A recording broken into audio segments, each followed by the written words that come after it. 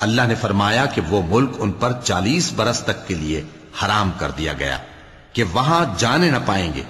یہ اسی علاقے میں جہاں اب ہیں سرگرداں پھرتے رہیں گے،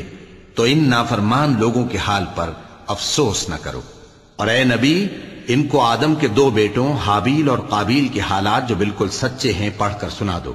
کہ جب ان دونوں نے بارگاہ الہی میں ایک ایک نیاز پیش کی تو ایک کی نیاز تو قبول ہو گئی اور دوسرے کی قبول نہ ہوئی۔ تب قابیل حابیل سے کہنے لگا کہ میں تجھے قتل کر دوں گا۔ اس نے کہا کہ اللہ پرہیزگاروں ہی کی نیاز قبول فرمایا کرتا ہے، اگر تو مجھے قتل کرنے کے لیے مجھ پر ہاتھ چلائے گا تو میں تجھ کو قتل کرنے کے لیے تجھ پر ہاتھ نہیں چلاؤں گا۔ مجھے تو اللہ رب العالمین سے ڈر لگتا ہے، میں چاہتا ہوں کہ تو میرے گناہ کو بھی سمیٹ لے اور اپنے گناہ کو بھی، پھر تو اہل دوزخ میں سے ہو جائے، اور ظالموں کی یہی سزا ہے۔ آخر اس کے یعنی قابیل کے نفس نے اس کو اپنے بھائی کے قتل ہی کی ترغیب دی تو اس نے اسے قتل کر دیا، پھر خسارہ پانے والوں میں ہو گیا